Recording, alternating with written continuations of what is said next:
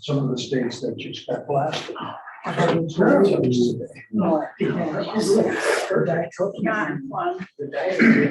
Sixteen up.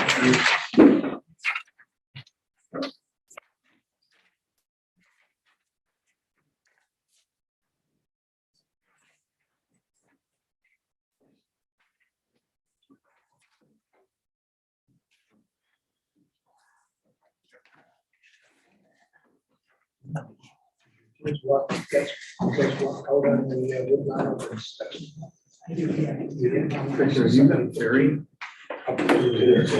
No, I don't. Maybe from Little Trevor's. I wrote my. I feel like I recognize Hey, it. Barry, this is Victor. I got it. Oh, yes, sir. Okay. Me too. Hello.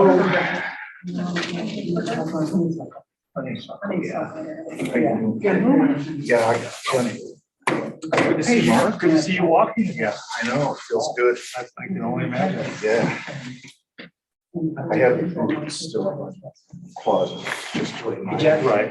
and FYI, when it comes to the minutes on the agenda, it says 2021.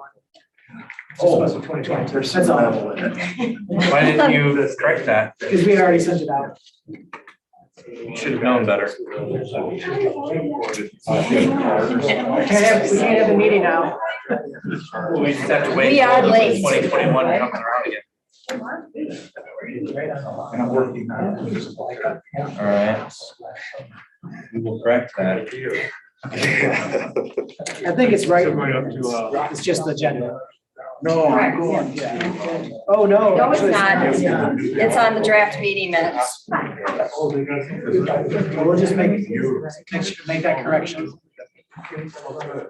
What did you? I never look up there. Far up. Yeah. No one looks that bad. They only look at the substance. Yeah. There's so many different places to check for all those little bits. Yeah. Somebody's here. I'm seeing Dr. Oh, yeah. Yeah. It's good. I'm getting a lot of shoulder. I spent 2 years ago. The regular crowd shuffles in. Well, I got nervous when I saw you guys walking that way. I should say on this way. Left side. Oh, so left side. Does anybody have the blue and gold in women's hockey last night? Canada won. Canada won? We took silver. How about Harbor Springs 8th grade basketball? Girls, 54-2. Oh. We won or lost? 54-2. Yeah, and they scored their 2 points in the last minute. Who was that again? I should have called you. Probably. Sorry. No, I'm I joking. know. My boy's on the high school freshman team. I just feel for these kids. Just I'm get on in there and get beat up again. Are you? Yes. Not counting this cumulative with you. Well, no, but I don't know this.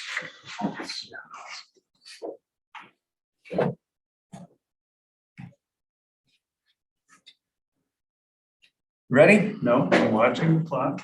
Oh. Oh, my.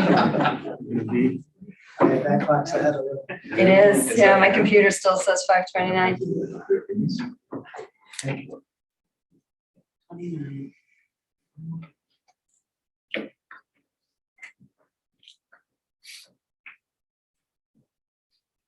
Five 5:30. All right, let's call this meeting to order. All right, I'll take roll. Jeff, would you like to take roll? Al Dika, Here. Mark Boudet, Here. Bill Mulder, Here. Bob Toma, Here. Emily Dubay, Here. Vanessa Warren, Here. and Rick Tarczynski. Here. All right, we have 7. We have a quorum. Excellent. And welcome members of the public. We're glad you're here. Thanks for coming out tonight. And the first order of business is approval of the minutes. And you found it.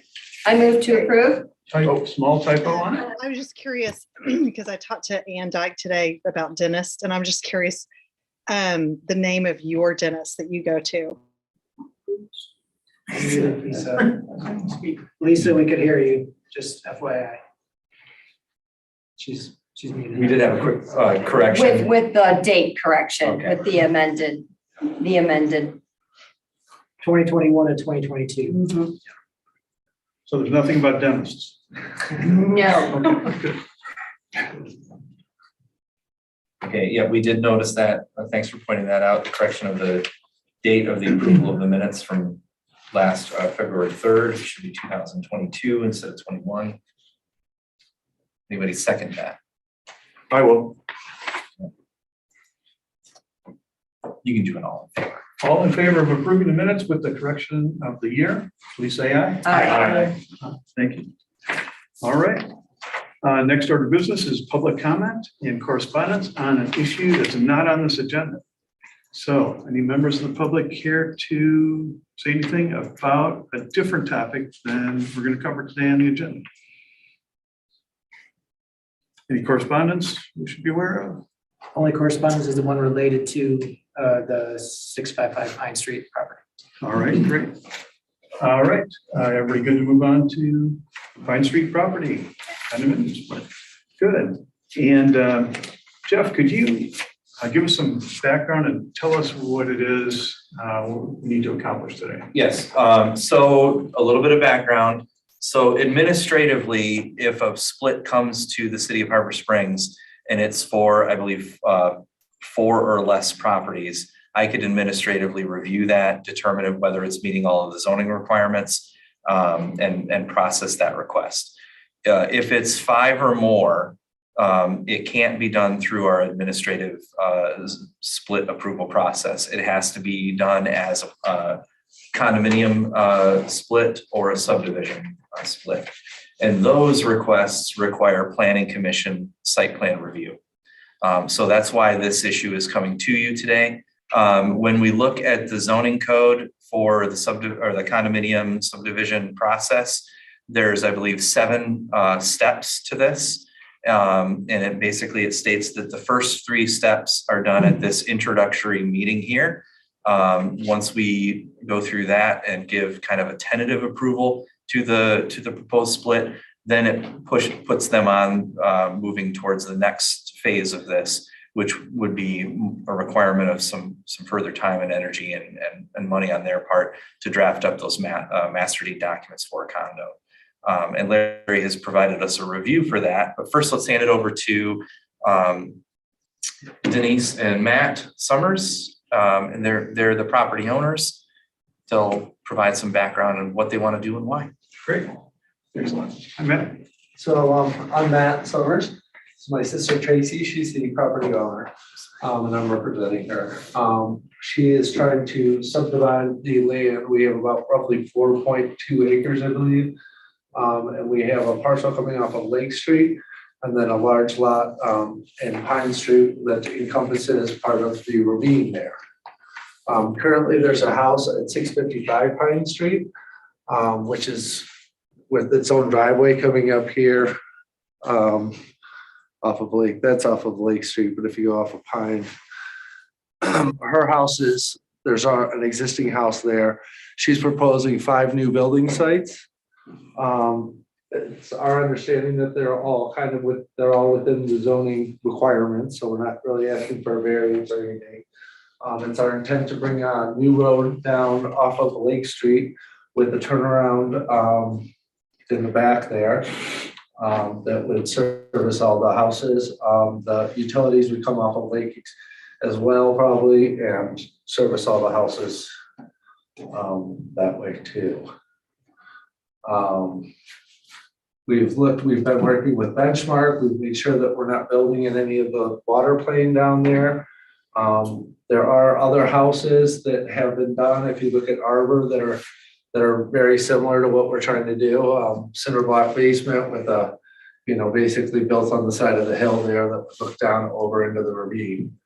And I guess that's the main description of the development. Do you guys have any questions specifically? How many houses? So there would be 6 total houses, there's Six. 1 existing and 5 new. 4 along the ravine and 1 in the back. So this is the existing house here. Then there'd be 1, 2, 3, 4, 5 new lots, and this would be the Lake Street coming in the turnaround. This is the current floodplain, as obviously highlighted in blue. And this is the old, basically the old Shea, where the old Shea used to come in. Locomotive, there was a railroad Back in track. the 1900s, it was where Shea, after Shea brought us wood from his lumber mills back down.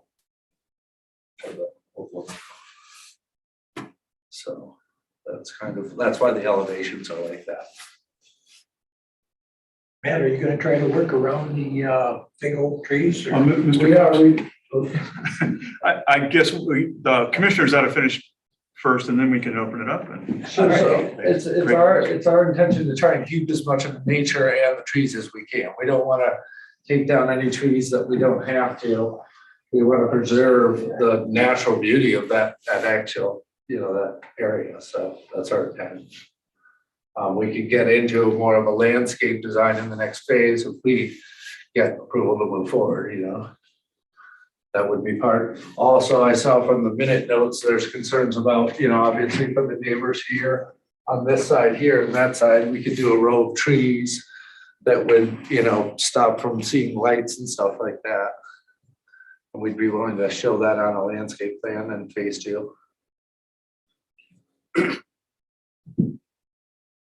Commissioners, other questions or? Yeah, Mike Martin, my neighbor, sent a note expressing concerns of both of us and others at the Easy Street condo. I'm sad to say the Summers have not been great neighbors. Their yard's been a mess and noise, there's probably a history of noise complaints and blight complaints at the city. We've called often about these folks. And Mike's request is that before we grant any new permissions on that property to change it, that we request or demand that they bring their property into compliance with zoning now, before we can consider. We certainly want to have our property in compliance. We've worked with Jeff Grimm over the last year to remove all the required outbuildings that he wanted removed. And it's my understanding at this point that we are in compliance with all current zoning on the property. I haven't been to the property recently. I can certainly come back and check. I know that one of the concerns was with bringing in the shipping container. Originally, there were already 2 existing accessory buildings, and that basically created a third. And I did send them a violation letter regarding that. My understanding was that one or both of the other accessory buildings were removed to eliminate that zoning concern.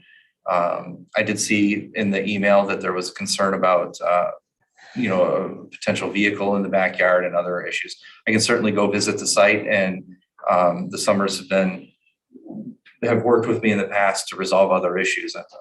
We can certainly work to resolve any issues that are at this point, I believe.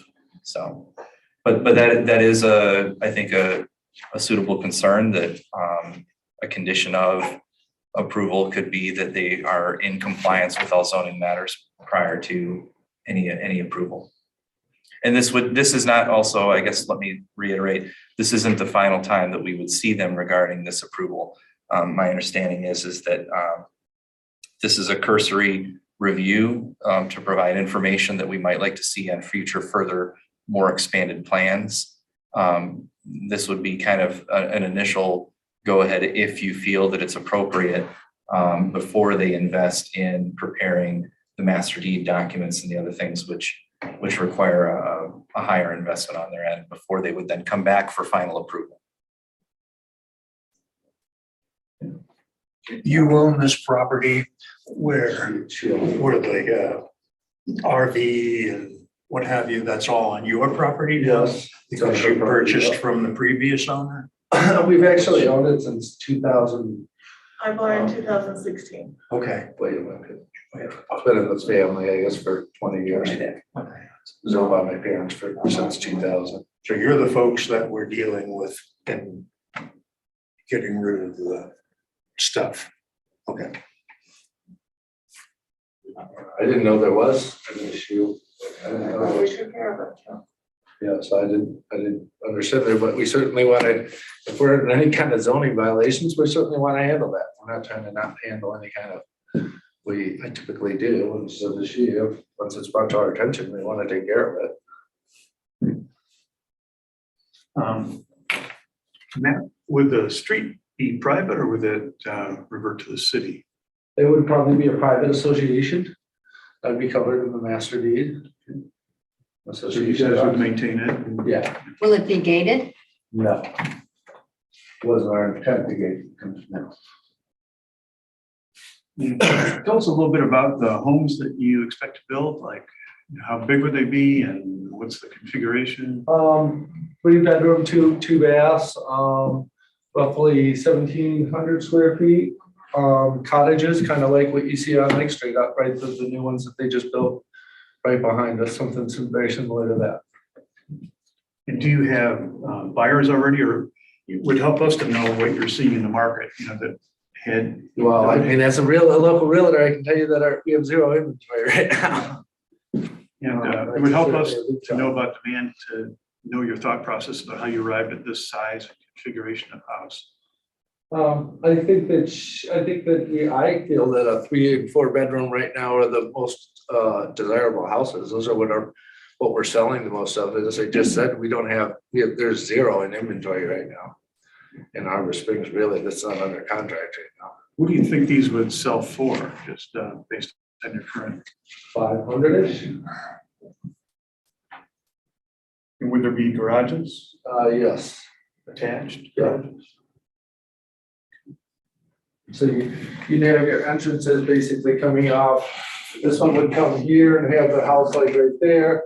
This one, you'd have a little road coming to here with the driveway. One like that with the garage and the driveway.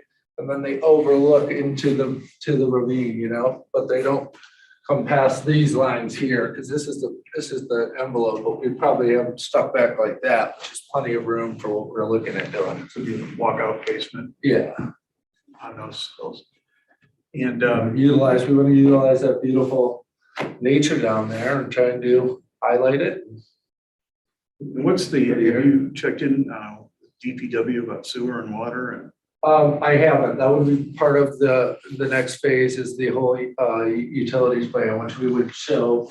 I would think everything. I have had preliminary discussions, but I think with Benchmark, we think it would come in here, and we'd run a line like that, put a line like that. And the fire department still needs to look at this to see if they can make those turns? We've talked to John Cups already about it. That's why we put this turn radius in. So that was designed with Benchmark, and I worked with John on that in the past. So that won't get worse, that won't get bigger, that's No, pretty well what set. That's what's required by the. Yeah. I have a question. You told Bill that you're gonna be building 3-bedroom, 2-bath, 1,700. 3 or 4 bedroom, 2.5 Because your bath. proposal states it's gonna be 4-bedroom, 2,200 square foot houses. That's a big difference. So. In I which mean, you're our gonna- plans we don't have full building plans yet, because we're not at that stage. We need to get through this point before we have full design building plans. This is more of a zoning. My recommendation might be that we don't get too worried about that at this point, because any potential owner that they sell these to could come up with their own plan, unless they choose to have some type of association rules regarding what restrictions they might come to place. And if their proposed structure meets all of the zoning requirements, it might be beyond our scope to really, Okay. know. And does this project require notification of all the neighbors to get their comments on it, or? I don't believe so. In looking at that section of the code, it did not look like it required a public hearing. So, Because you've got a property there that's designed to be a single family dwelling, and now it's a road. That seems like a big change in use to me. and that's why we're having a planning commission discussion to approve this as opposed to an administrative approval by myself. But I don't believe, I will double check it, but I don't believe that it required a public hearing notification. Matt, did you guys look at multifamily options and all? Our interest in that is we are really focused on housing availability in the city and seeing if there was to increase that. Sure. I mean, as a realtor and a developer, I don't think that's the key location for multifamily. Because you have Pine Street, such a nice street, Easy Street's a very nice street. You have very nice houses in that area. So the property values are higher and our tax values are higher and so forth. But I think, I definitely think that we need multifamily housing. My opinion is you go up on State or, up in that area, but that's. So it sounds like you think the sweet spot is still in single family. Well, I think that we have no inventory right now, so I mean, I think that they'll sell pretty fast. As long as you can keep the construction costs where they're affordable.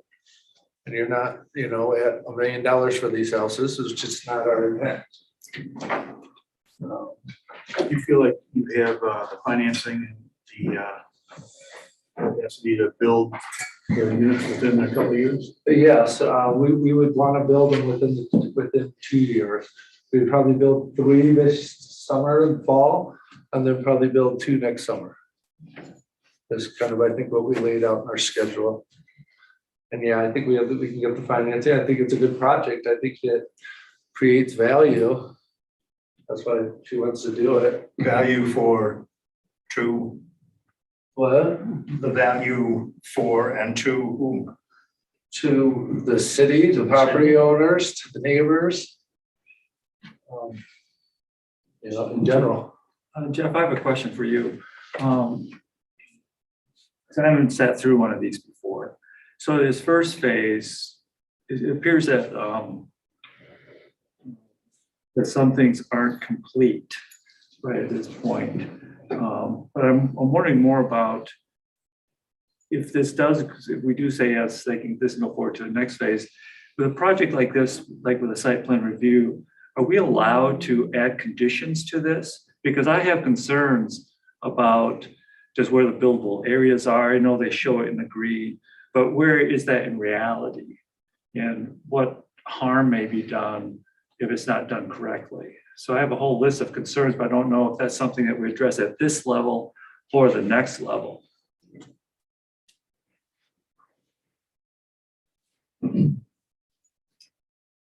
I guess my only answer right now is that's a good question. I don't know that I have a clear answer for you. I know that Larry has presented a review for us where he's, posed some potential concerns, some things that might need to be addressed. But in looking at the steps that they go through, there's the excerpt from the city code here where it shows the process for condominium land subdivision. Really what our goal tonight is to review numbers 1, 2, and 3 on this list. Number 1 is making sure that they have a legal description that properly describes the property. And that was one of the things that Larry Nixon pointed out that is not quite clear on this. Number 2 is a survey of the condominium land subdivision site, including all existing lots and rights of way. We're clearly showing the proposed lots. I think one of his concerns was it doesn't clearly show the 3 lots that currently exist that we would be modifying from. I know they're on here to some extent, but it might not be, it could potentially be done more clearly. Number 3 is a plan delineating all natural man-made features on the site, including but not limited to drains, ponds, lakes, streams. And I believe Larry pointed out that he feels that they have done that. That's really the focus of this first meeting, is to review and make sure that they're doing some of those features. The follow-up meeting, we would get into more detail regarding numbers 4 through 9. Larry, It seems- Larry is indicating that, these first three, at least two of the three are not met. Right, so and I think he has some in his memo, he has a list of some potential suggestions or items for discussion. And maybe if we look at those, but to answer the question, I guess, typically when we're doing a site plan review, there's not to say no point in the discussion where we have to take in certain aspects of complaints regarding negative impact that a project may have on a neighboring property. When it's a normal site plan review, we're looking at something that someone has a by right use to do. When we're looking at special land uses and things that require public hearings, the reason that we have those special land uses and public hearings is because it's recognized that may have a heightened impact on neighboring property owners in a negative way.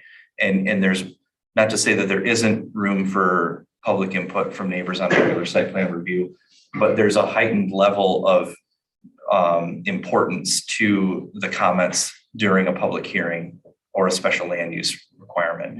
And that's typically in those public hearings and special land use requests is where we typically see conditions put in place to answer some of those concerns regarding that higher potential negative impact to neighboring properties based on that different use.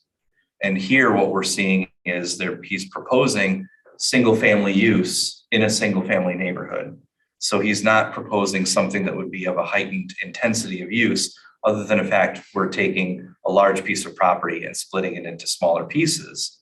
But it certainly looks from reviewing the plan that those smaller properties meet the minimum size requirements within the district that they're in. I hope that helps answer your question. That I understand.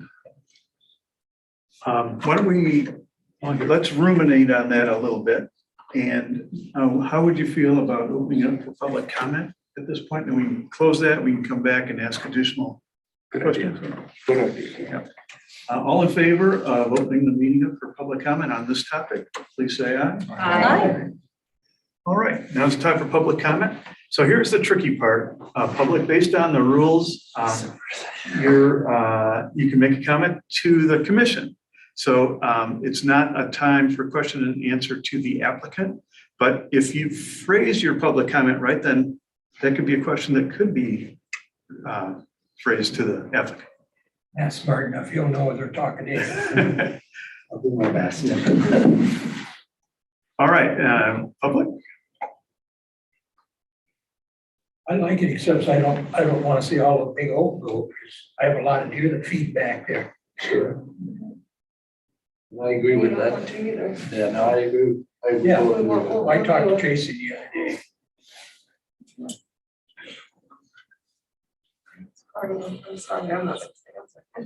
Any other comments? Mark Rondell.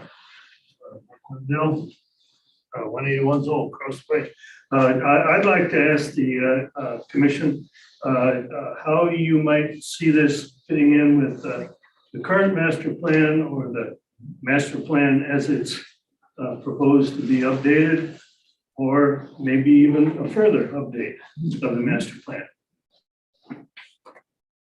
Good question, thank you. We'll ruminate on that too.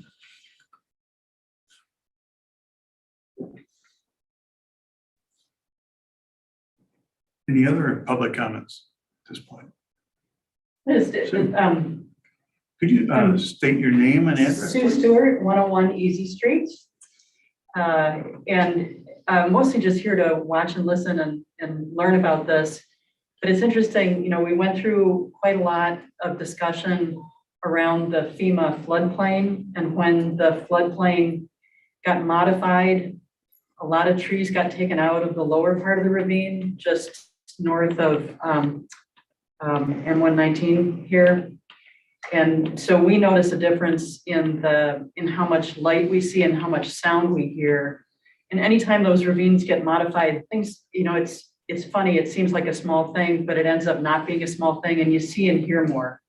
And that's really the basis for our concern. I mean, it's their property. It's a great thing to do with a big piece of property, and we do need the housing, but keeping an eye on what those trees do when they're there is something that, you know, concerns me. And just the noise, the screening. I know my Easy Street neighbors have difficulties with getting the screening they'd like from what goes on next door.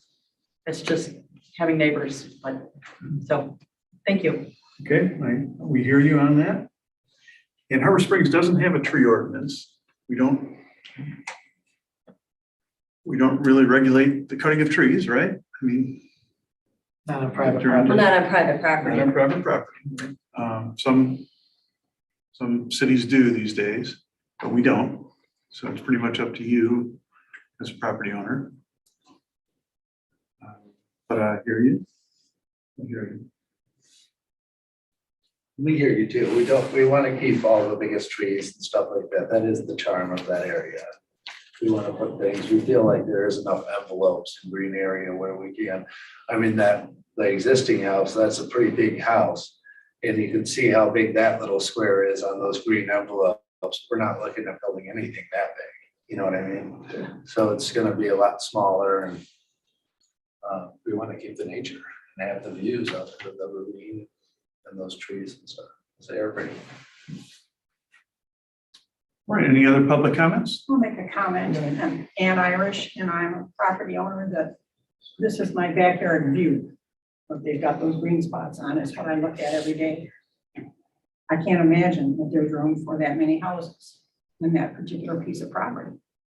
But again, I don't know what the flatland view is. All I can say is that there are steep walls that border that blue line. And from being a property owner myself that abuts up against across the blue line, I can tell you that I've always had issues with how close to the edge of that hillside you could build and still not disturb the floodplain issues that seem to arise. And I think it's worthy of the planning commission to take careful note of the areas of that floodplain, because that floodplain has caused already considerable disruption to other projects that might have gone forward had not the government come in and said, ooh, can't do that there. And I worry that they might come in and say the same thing about this. Okay. Thank you. Any other public comments, questions?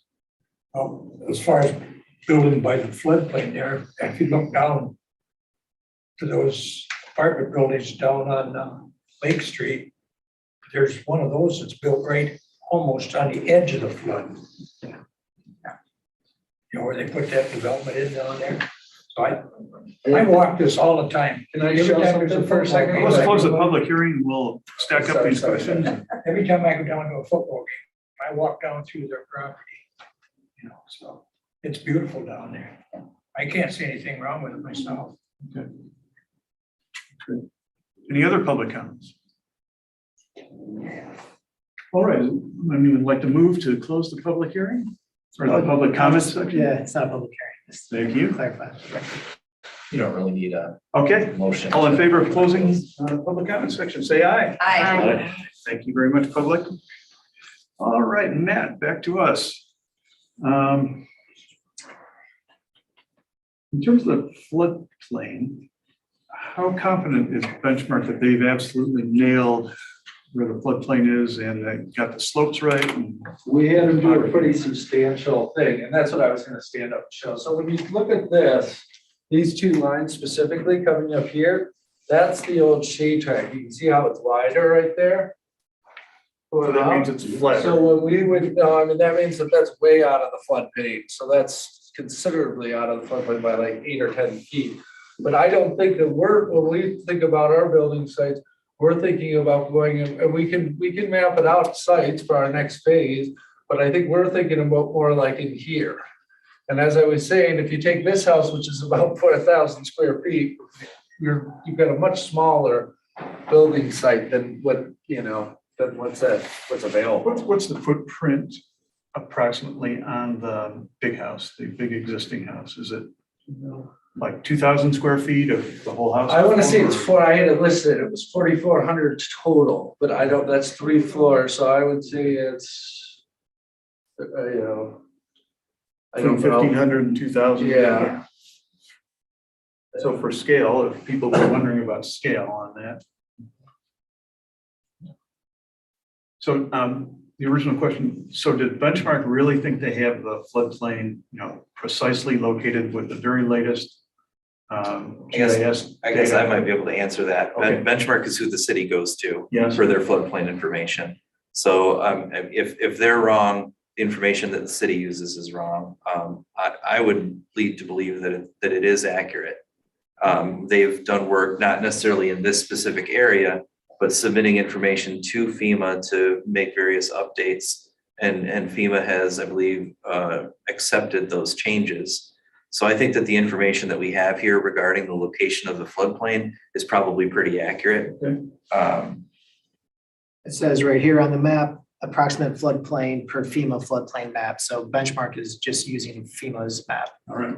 and overlaying it. Another thing, maybe if I can point out is, this is noted as being in the R1C zoning district, which has a minimum lot size of 6,500 square feet, basically 66 feet of frontage or 65 feet of frontage with a depth of 100 feet. Most of these parcels are double that minimum size. We've got the one lot there labeled as number 1, which is the only one that's under 10,000 square feet in its size. But like lot number 3. Lot number goes 3. Across the floodplain, it has a little triangle there on Pine Street, I take it, or wherever that is. So really the usable part of that lot is significantly less than the 6,600. Correct. But that's what the lot is. We try to make the lots as big as possible because obviously, we want to get the highest and best use and size out of the lot. We thought after several configurations, that's the best one we came up with that kept the lot sizes big enough that you can have nice 3 houses looking out over there and one off to the back there. I had another question. You're going to operate this as a condo association, right? So there'll be bylaws and covenants and that kind of thing. What's, do you have a model for that document or? I have an attorney, I've had Raymer's done them for me. I've done them over on Conway. I've done probably 20 or 30 condo associations in my career. And what would the condo documents say about short-term rentals? So again, that would be something that would come up and we could have that available for final review. And get the master deed and the condo doc so that you can see what the bylaws are gonna say. I think that's part of the next step. But then it would, we don't, we follow city zoning and city code, I guess is my answer to that. We want to do whatever's legal and whatever's allowed. I think either's legal, but I guess the commission, I'd like to know, what's your position on short-term rentals? Would it allowing them make it more saleable, more valuable? Well, I think that short-term rentals can dry up. We have so many people that rent their houses. A lot of the time it makes it harder for people that live here to find affordable housing. So I think that's part of the problem.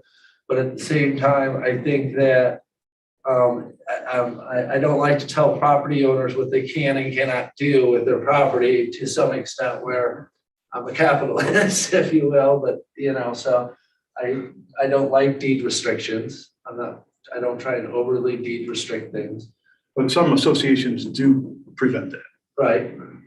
I guess if that's something you guys don't want to see, that would be something that we would listen to your opinions. I'm not sure we have a vote in that at all. But I don't know what her plan is as far as rental. She might possibly rent. But she would get a rental license and do whatever I think was required. But I think she's trying to sell. I think that's the goal. Well, 2 points. I sort of will follow up on what Bill is saying. We don't evidently have the option of adding conditions. But one thing that does concern me is along with deforestation, and making sure it doesn't all get deforested, how do you plan on shielding, headlights as people drive around the circle and pulling in and out? You mentioned that you'd be willing to put some type of hedge or something along the entry coming in from Lake Street. Would you be able to also address some of the other concerns of the neighbors? As Yeah, far I as think shielding and, I think in a phase 2, we can do a little bit more of a tree landscape layout where we actually put on there where some of those big oaks and stuff are. And we figure out where the house and how that's gonna go in to those green envelopes over the next stage, if that's one of your concerns. that would And be we can very, show how that the would be trees are very gonna- helpful to Yeah. see that and see a possible building area. My other question is where lot number 6 is, I see the building area in green. Is the rest of that property part of lot 6? Yeah, it's actually a massive lot because it's unaccessible by any other lot. The only other way you can build anything back there is over there, but it's landlocked by all these property owners. So we just combine that as one large lot because we had 4.25 acres there, so it's quite a substantial lot of our property that we have had. It's been a great place to have as a family house. Well, I'm just looking at it and just wondering what will become of that, because a lot of Mr. Cups mentioned, he walks through there when he goes to football games, and I know a lot of people use that area through there. So I just wonder if there's an opportunity for some type of, part of green space or something along those lines. Just, again, you can't make those requirements, but I'm looking at My sister it. would be interested. She doesn't want to have the property tax bill on it anymore, obviously, but that's part of it, because we've had the property, we've had the bill on all of that land, which is, a lot of it's unusable, but it's such beautiful land. It's great to have. But I think that if you wanted to take some and you wanted to donate it to the Traverse Early Conservancy or something like that to keep it green, it's just landlocked up there, so it's useless to us. But just so things change over time, 5, 10, 20 years ago, people, you would look at the property that you're developing and say nothing can be done there. Right. And it changes, things change over time. And so I just wonder what could possibly change that we don't even know about for that really quite large lot in yet another buildable site. Because that could be divided right now and you could meet and exceed the requirements for zoning an area, clearly. We looked at it and we couldn't figure out how to get a road back in there, to be honest. I definitely looked at it with Brian and Benchmark.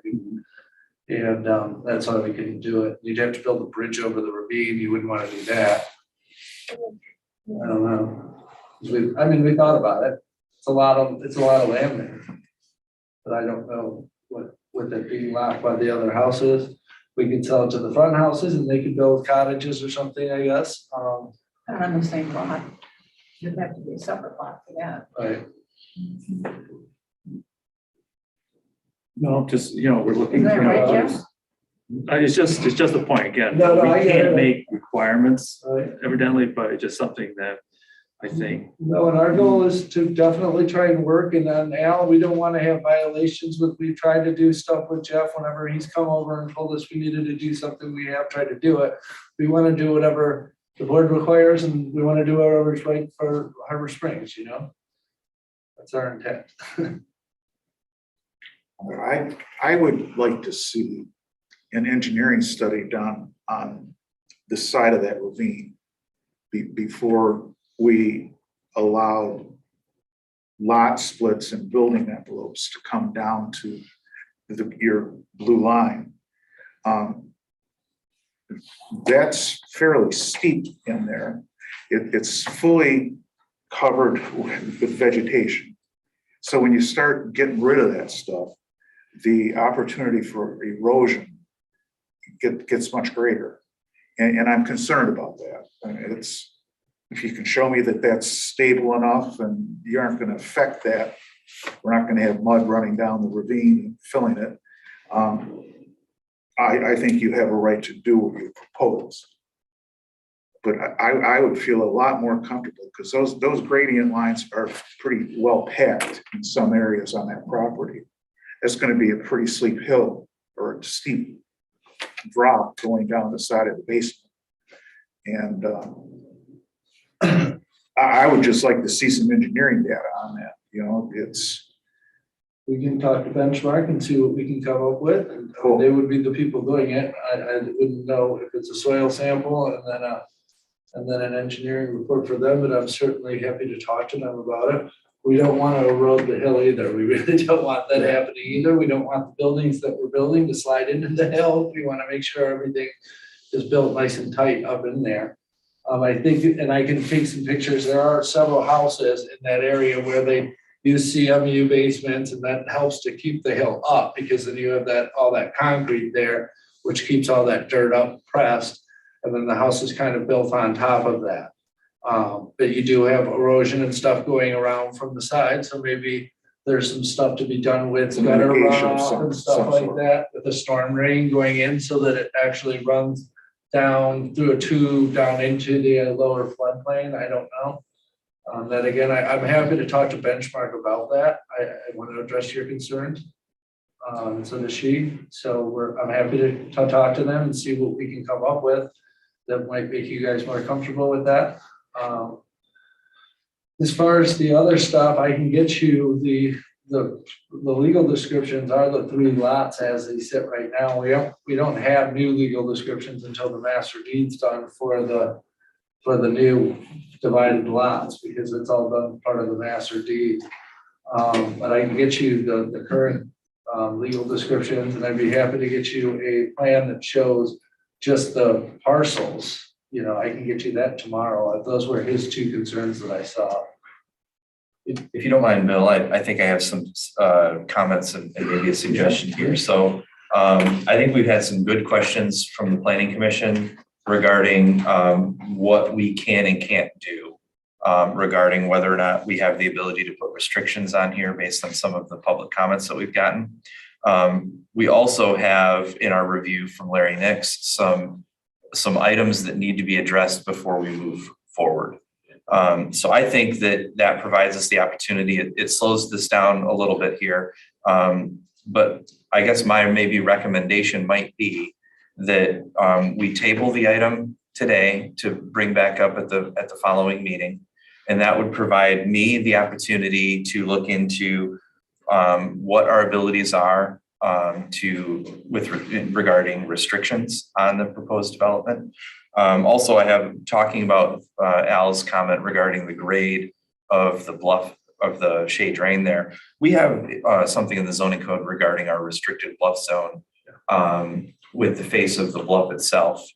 And I think with his comment there, I might want to look to see if that has any impact on the shade drain as well with the grade that's there. And also to compare what that grade slope is compared to the grade slope of the bluff, to see if that concern, maybe to answer that concern or help address that.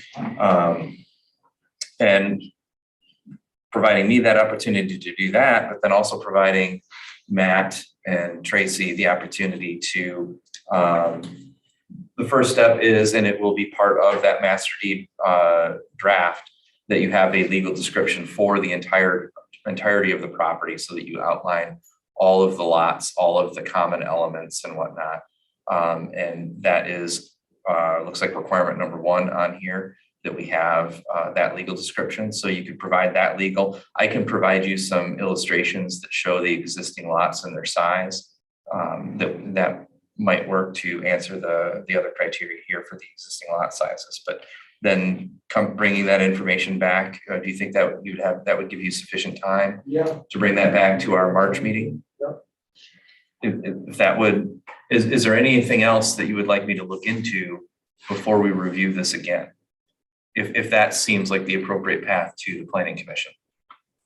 No, I think you mentioned all the substantive items that people have brought up on the commission and in the public. And yeah, I'd like to see more. And if you could get some things clarified, Jeff, that would be very helpful. I think that's just a potential solution to the issue, or regarding some of these discussion topics. Larry Nix's memo did say at the end there that it does not appear that the project is ready to move forward until all of these discussion items were discussed. And there's 6 of them, and I know we talked about a few of them regarding the trees. But there's a couple here about, so you want to, are you saying you want to push off these discussion of these items to another No, one? I guess, yeah, let's maybe run through those 6 discussion items to see if that brings forward any other potential things that we'll need to address before next month, either by my research or material provided by Matt and Tracy. Yep, I'll take us through those. And Matt and Tracy, the first thing that Larry mentioned was that, with the nice new road that you're proposing to put into Lake Street is, would adjacent property owners be interested in splitting off some of their property to, create a new lot and to create additional housing? So Larry was suggesting that maybe it might make sense to check in with the folks who have lots adjacent to there just to see if they like to get in on this or if it would make any sense. Yeah, no, we're happy to do that. And I can write letters to the people over on Lake Street. You're talking about those 2 adjacent lots. Yeah, I think that's what Larry was describing with that road there. It I makes can it certainly possible. write a letter to them and tell them that we're doing this, and if they're interested in doing, I know the one person, because it was my niece just owned the one house and sold it less than 2 years ago to a friend of somebody I know. I know that they're probably not gonna wanna do anything on theirs. The other one's Leroy Thrush's, and I don't know with Leroy where his health is and what's going on there, but I will certainly reach out to him and let him know what we're doing. Okay, that's great. We talked about stormwater management. We're gonna get more information on that. Best info that we can develop. And Larry also mentioned number 3 about the shielding of the new road and the properties, adjacent. So folks, cars turning in off Lake Street, shining their lights into adjacent homes. Cars going around the cul-de-sac and shining. Oh, yeah, lights in going their around the head. cul-de-sac. Must be the Joe part back for having light shining in my living room window all the time. We talked about the number of trees and you've stated that you'd like to minimize the number of trees removed. So that's been covered. Existing accessory buildings will need to be discussed to make sure that there aren't any loose accessory buildings dangling on lots that don't have structures or whatever, to make sure we're. And I believe Larry says here, all of these accessory buildings will be non-conforming. He meant non-conforming. That's what I think. So if the development is approved, so that's just something to keep in That mind. would absolutely need to be addressed, correct? We're happy to knock down And that I believe I've garage. had that Yeah. conversation with them already. Yeah, it's in one of the building sites where we're gonna build the house. Great. And then the last one really wasn't concerns, just a reminder to us to talk about things that are of interest and we have questions about this. All right, how does the commission feel about tabling this till next time? And Yeah, I'll move to do that. pardon me? I'll move to table this until the next meeting. Second. All right, we have a motion and a second to table this till the next meeting. And Jeff, they're still in time to come back on the agenda for the next meeting, right? Yes, so I think the key now would be me doing research on some of these topics that I need to research. And Matt and Tracy, you're aware of, you've got this memo from Larry, and I'll touch base with you tomorrow. if you have any questions about what you need to provide, make sure to reach out to me. Yeah, I'll touch base with you tomorrow, but I'll get benchmark working on the legal description and a map or a site plan that shows that better clearly. Okay. It's 2-page or whatever. All right. I think we had a motion. Did we vote on that? You can right now. All in favor of tabling this till the next meeting, please say aye. Aye. Excellent.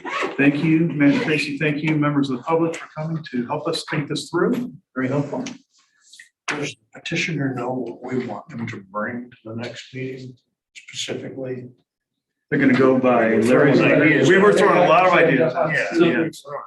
To reiterate, I guess maybe to answer that, so we know that Larry has mentioned regarding item number 1, we need a complete legal description that describes all 3 of the properties as one whole piece. We need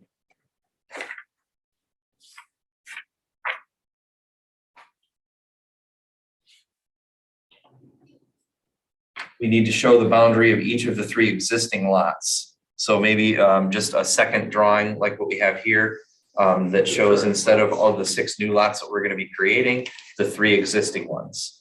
Benchmark probably may already have something like that.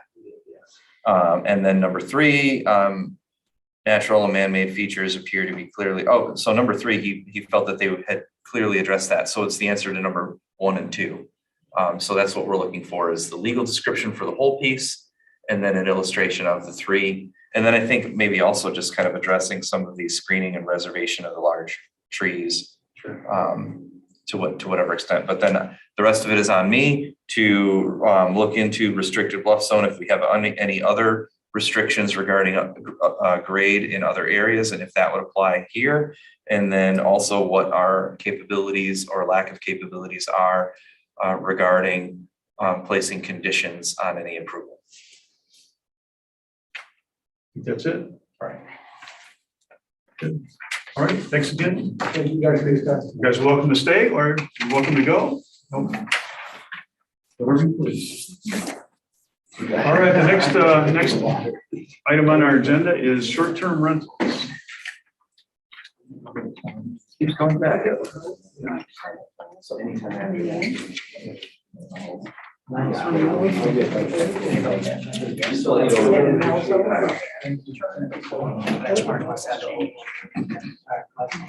Thanks, Andy.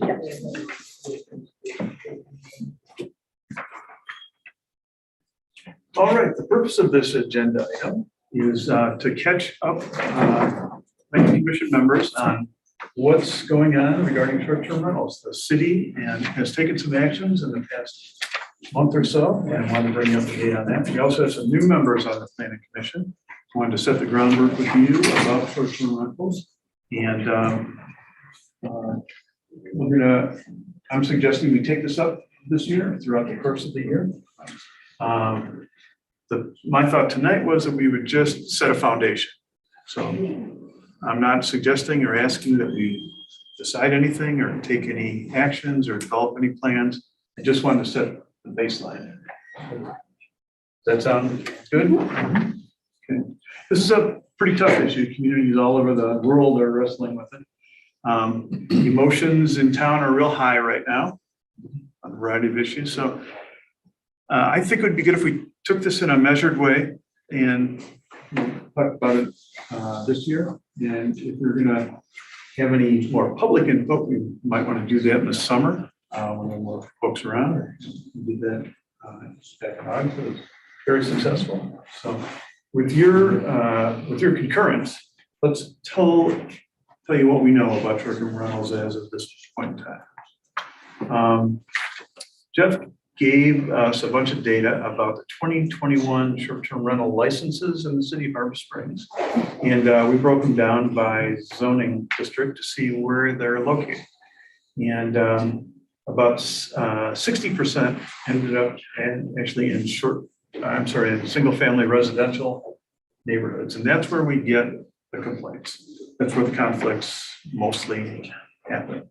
So it was a useful exercise to figure out if those complaints were just, overstated, or, what the actual nature of the distribution was. And it is heavy. It's 60% in single family neighborhoods.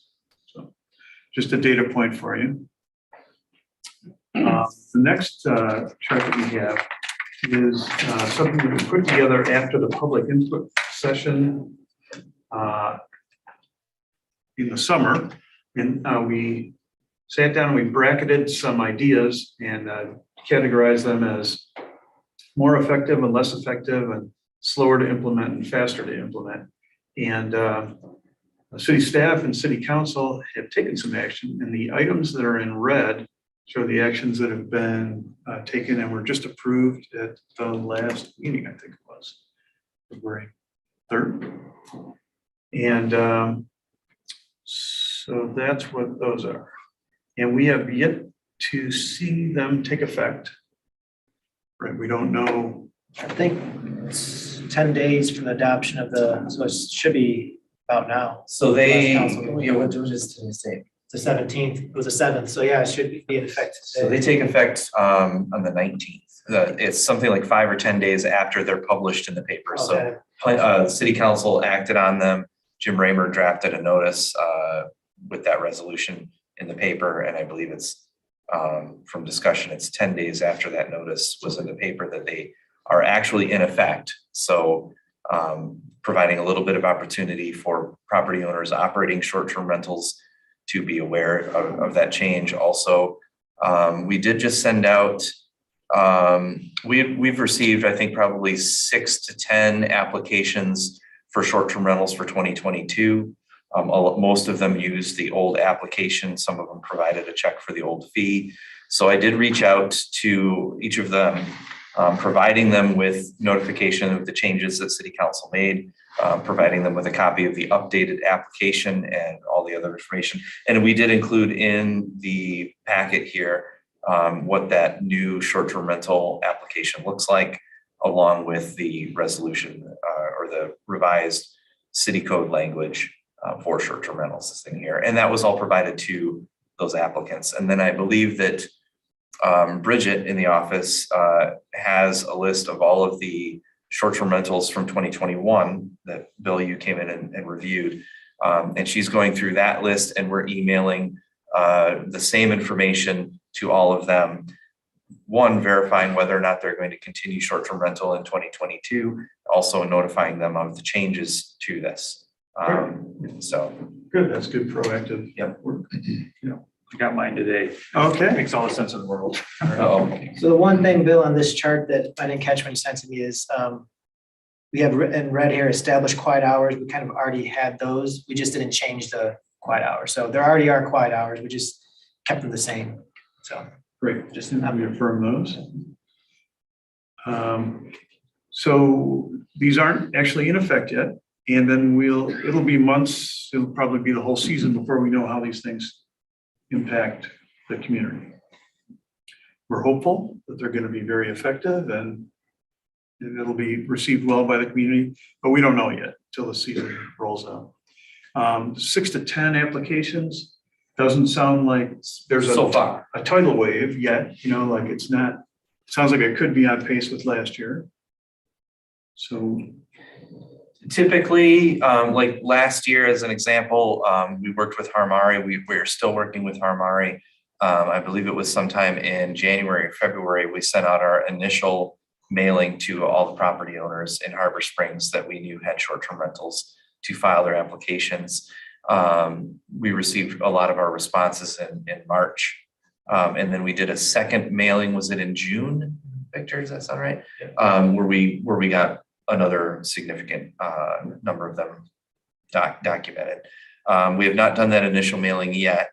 When I get back next week, I think that's one of the things that we'll reach out to Harmari and say, let's do this now, especially that we have these new updated regulations. We'll need to work with them. Yeah, what Jeff means by that is that we'll be using Harmari's back end, their maps and their information they have to see which homes are operating or advertising as operating as short-term rentals.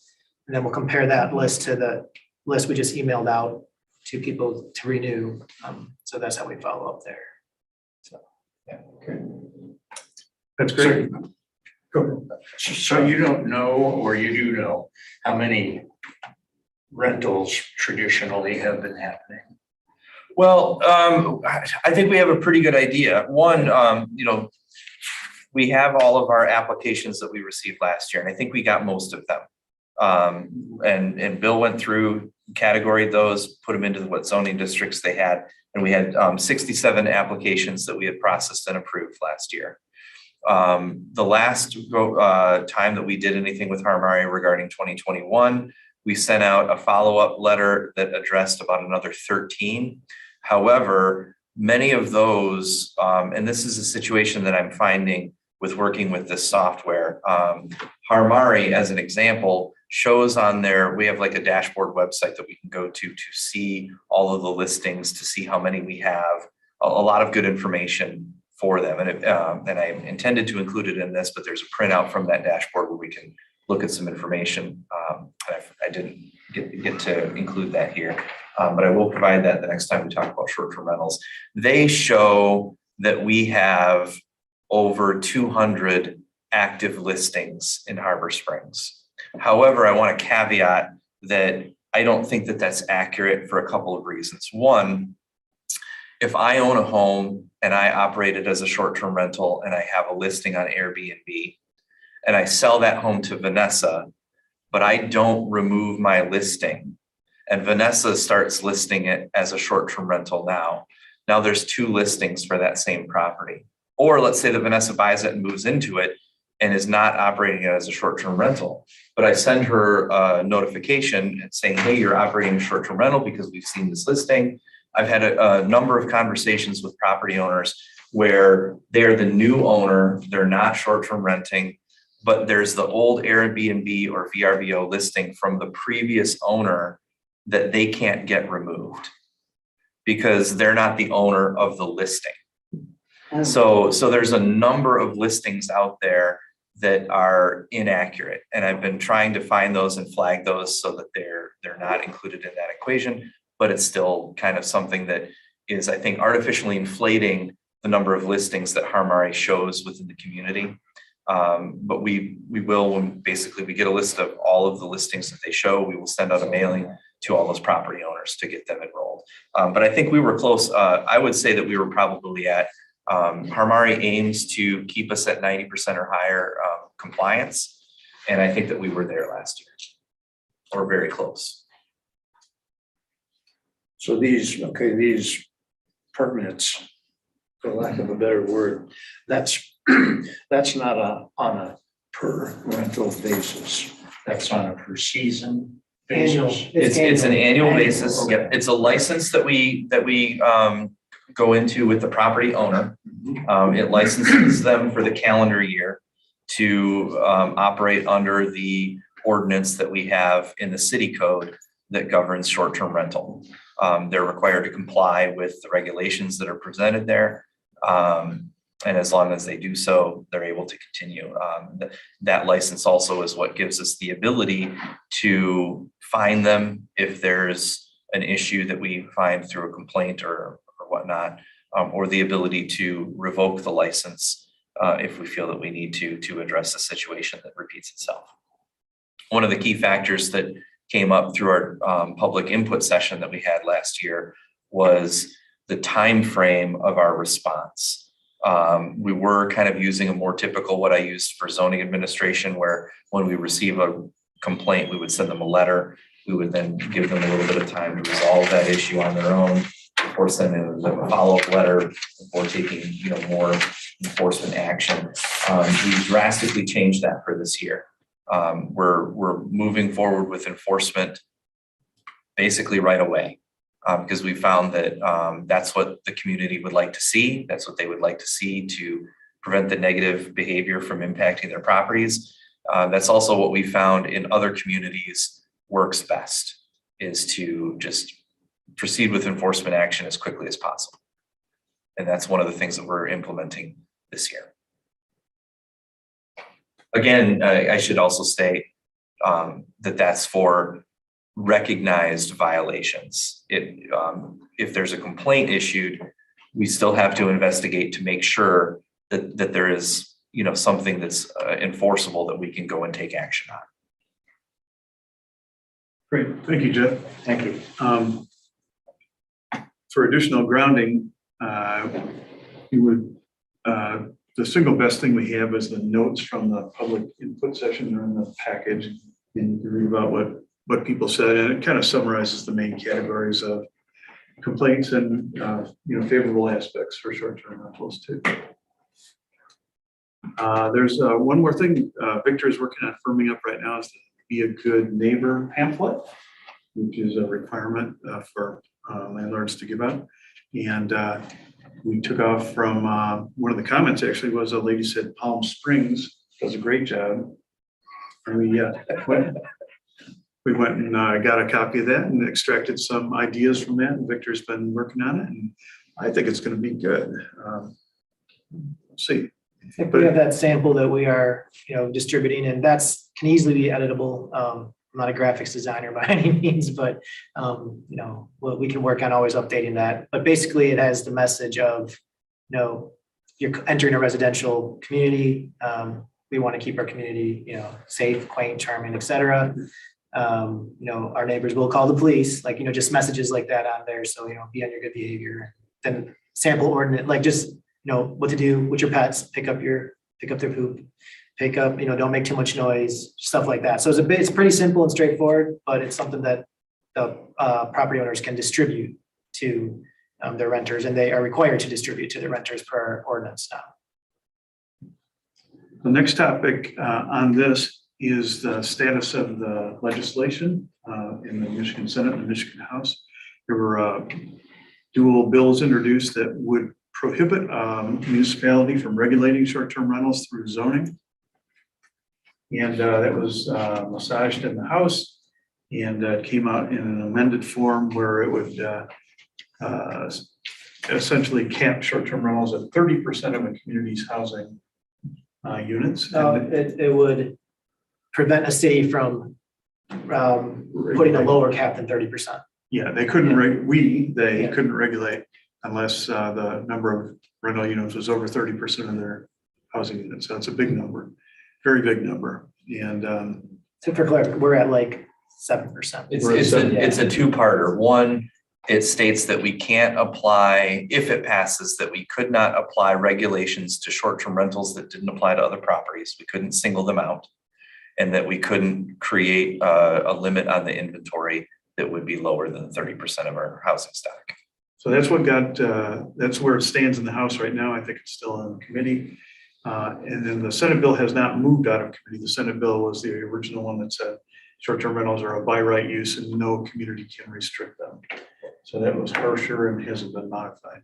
I checked on their status just a couple of days ago, and I don't know if it dies at the end of this legislative session or if it lives on. But main point is that had us frozen for a while. We were kind of spooked about this thing. And then at this public information session, public challenged us to say, hey, don't wait for this. Go ahead, let's propose what makes sense for Harbor Springs, and we'll face the legislation if and when it passes. So that spurred us to begin to take some other actions. So whatever we do to regulate noise, occupancy, yada, yada, we will also be subject to those. At this point in time, the answer is no. The state has recognized that short-term rental could be considered a commercial use of property. It can be recognized as a higher intensity of use compared to regular residential, single-family occupancy. So that provides us the ability to have a license in place with different or more restrictions in place than what we would do with a normal residential single-family property. If that bill passes, that would change. Okay. If the state says we can consider them a commercial property, then why are we allowing them in residential districts at all? Well, that's what we need to discuss this year. And one of the things we can discuss this year, if the commission wishes to. It's because I still believe it's a special land use thing. It should need approval from the neighbors around it, because in the code, 50.602 is special land use approval in single and two-family residential districts following special land uses and similar uses. And it's listing rooming and boarding houses, and short-term rentals are definitely similar to those. So it just seems to me that they should be needing to get approval to be in a residential district, which according to this is 60% of our short-term rentals. That is one school of thought. People are asking those questions all over the country. Taking any further steps is going to be a really big deal. This, has really been difficult in other communities. And I suggest that we go slow on it, but we tackle it this year because it's going to be tough, but we have the ability to really give it a good, thorough review. And what I'm going to do over the next month or two is to survey neighboring communities to get an updated view on what approach they're taking. And, talk to their zoning people, talk to their administrators, and give us an inventory of other tactics that towns are taking. And then we could review those and consider whether or not we want to take any further action on something like that. Does that sound like an effective approach to you all? Yes. I have a question on the less effective, like that whole, I was really happy to see so much red that's gonna be, happening this month. And I was just curious, are there any others that we're gonna be tackling for 2022, or is it only just the red ones? That's up to us Okay, to make a recommendation. It's council, right. who would have to approve it. And so we have more time, more focus, more ability to give a thorough review of any other tactics or ideas and present something that's well-formed to council.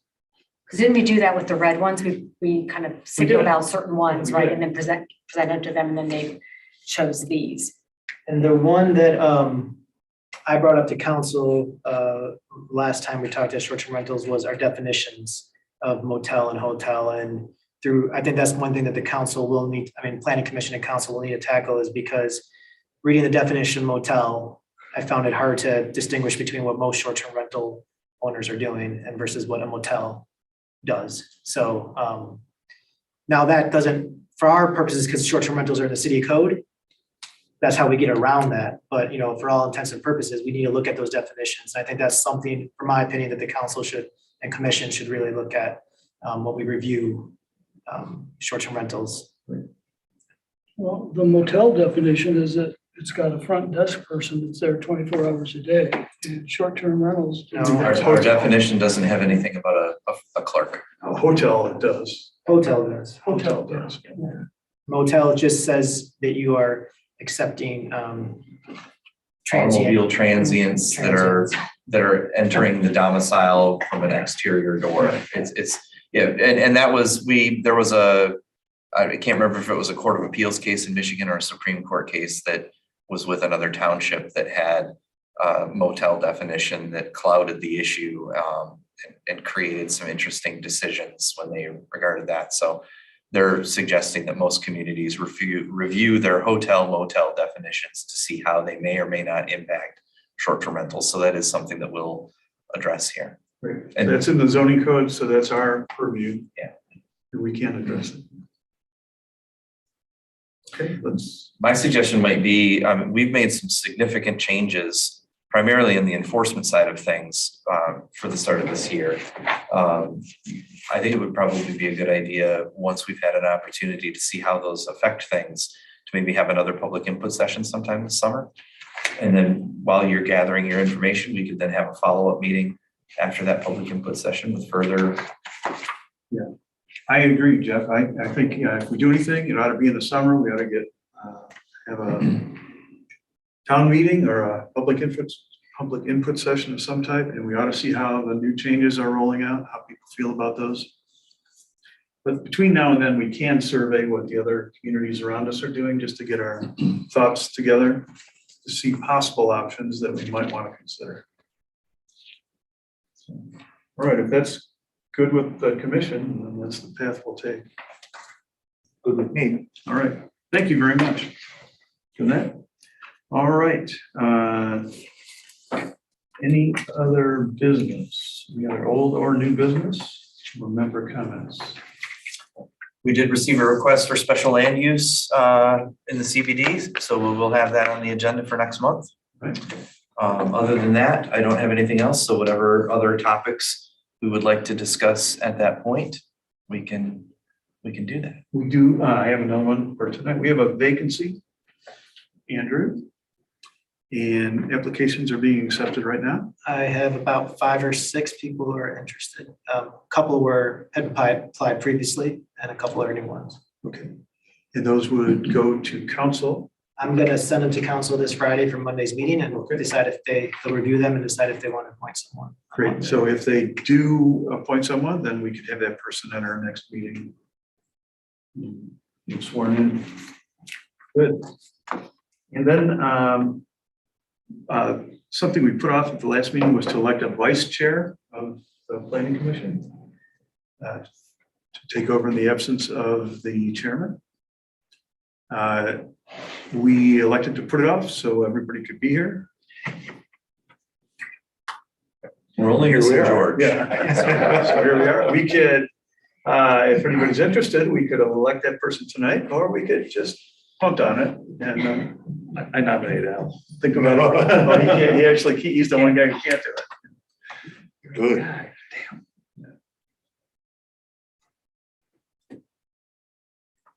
Is anybody interested? That's, Yeah. A lot of power. Hands get put in pockets.